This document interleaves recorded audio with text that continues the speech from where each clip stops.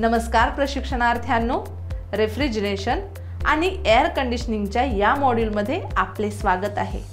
या सत्रात आम्ही निर्मात्यांच्या निर्देशानुसार गॅस चार्जिंगच्या वेळी ड्रायर आणि कॅपिलरी ट्यूब बदलण्याबद्दल जाणून घेऊ। उद्दिष्टे: या प्रात्यक्षिकाच्या शेवटी आपण सक्षम व्हाल दोषपूर्ण ड्रायर आणि कॅपिलरी ट्यूब तपासा, शारीरिक नुकसान, गंज किंवा ओलावा जमा होण्यासाठी ड्रायरचे मूल्यांकन करा, अडथळे, किक्स किंवा नुकसानीच्या कोणत्याही लक्षणासाठी कॅपिलरी ट्यूबची तपासणी करा। जर ड्रायर किंवा कॅपिलरी नळी दोषपूर्ण असेल तर त्यांना नवीन घटकांसह बदला। लीक टाळण्यासाठी कनेक्शनची योग्य स्थापना, सील आणि ब्रिंजिंग सुनिश्चित करा। आता निर्मात्यांच्या निर्देशानुसार गॅस चार्जिंगच्या वेळी ड्रायर आणि कॅपिलरी ट्यूब बदलण्यासाठी आवश्यक असलेली साधने, उपकरणे आणि उपभोग्य वस्तू पाहू। टूल्स, इक्विपमेंट आणि उपभोग्य वस्तू: trainee kit, gauge manifold, tube cutter, flaring tool set, window AC, oxy acetylene setup सह एक ब्रिंजिंग टॉर्च, नायट्रोजन सिलेंडर सह regulator, vacuum pump, dehydrator, dryer, filter, strainer, capillary tube, cotton waste गरज असेल तर, oil गरज असेल तर, सर्व्हिस सिलेंडर सह refrigerant, 6 millilitre dummy nut, 6 millimetre copper tube 50 centimetre, brazing copper rod सह फ्लक्स, गॉगल्स, स्पार्क लाइटर। आता निर्मात्यांच्या निर्देशानुसार गॅस चार्जिंगच्या वेळी ड्रायर आणि कॅपिलरी ट्यूब बदलण्याची तयारी पाहू। गॅस चार्जिंग प्रक्रियेदरम्यान दोषपूर्ण ड्रायर आणि कॅपिलरी ट्यूब तपासण्यामध्ये संभाव्य समस्यांसाठी या घटकांचे मूल्यांकन करणे आणि ते योग्यरित्या कार्य करतात याची खात्री करणे समाविष्ट आहे। ड्रायर आणि कॅपिलरी ट्यूब बदलण्यापूर्वी या चरणांचे अनुकरण करा। गॅस चार्ज करण्यापूर्वी एअर कंडिशनिंग सिस्टीमच्या कार्यक्षमतेचे मूल्यांकन करा। इंडिकेट अपर्याप्त कूलिंग, अनियमित दाब, रीडिंग इनकन्सिस्टंट, ऑपरेशनची चिन्हे पहा जे कोरडे किंवा कॅपिलरी ट्यूबमध्ये समस्या दर्शवू शकतात। कोरडे आणि कॅपिलरी नळीभोवती नुकसान, गंज किंवा गळतीच्या दृश्यमान चिन्हासाठी रेफ्रिजरंट लाईन आणि घटकांची तपासणी करा। कोणतेही तेल किंवा मलबा जमा आहे का ते तपासा जे ड्रायरमध्ये संभाव्य समस्या दर्शवू शकते।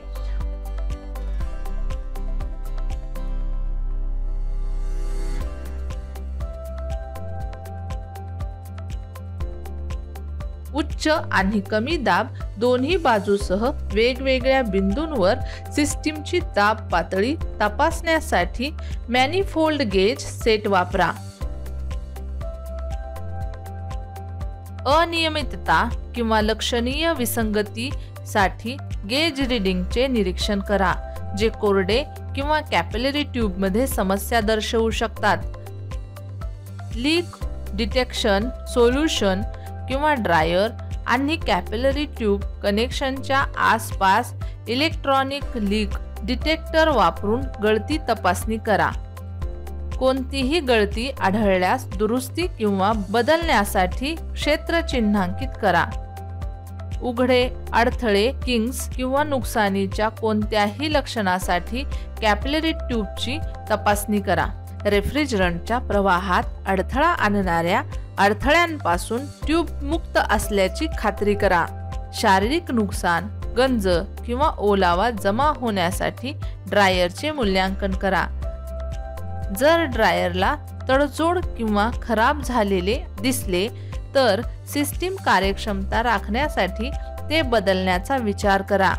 ड्रायर किंवा कॅपिलरी नळी दोषपूर्ण असल्यास त्यांना नवीन घटकांसह बदला.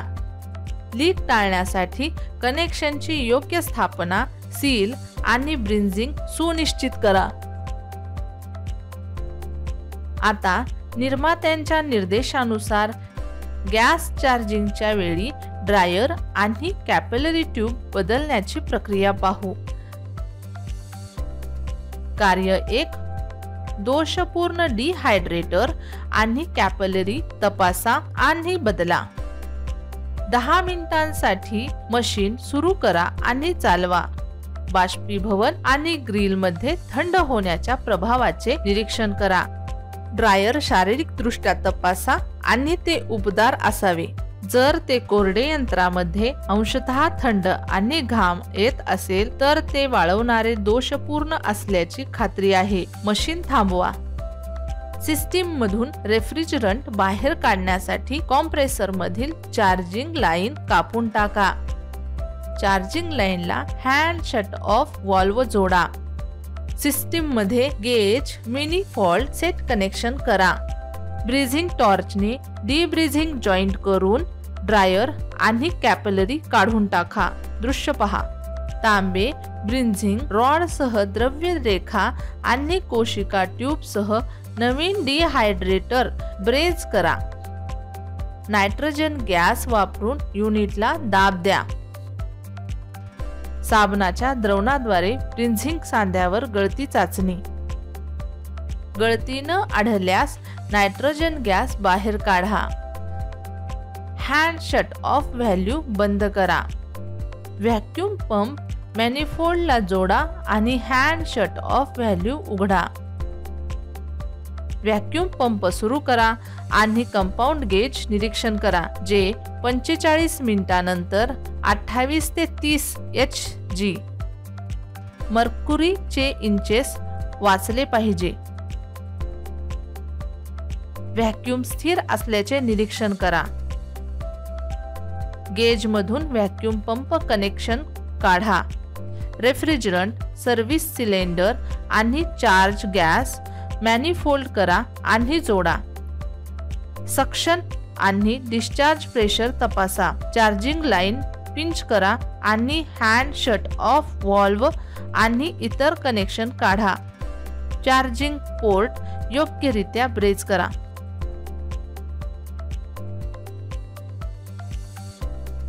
रिकॅप. या विषयावर आपल्याला माहिती मिळाली.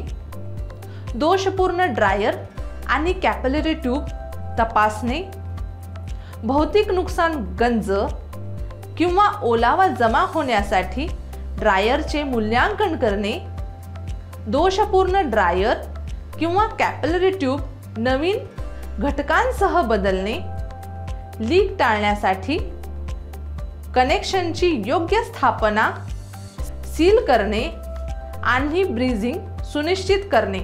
मला आशा आहे की निर्मात्यांच्या निर्देशानुसार गॅस चार्जिंगच्या वेळी ड्रायर आणि कॅपिलरी ट्यूब बदलण्याची प्रक्रिया तुम्हा सर्वांना समजली असेल.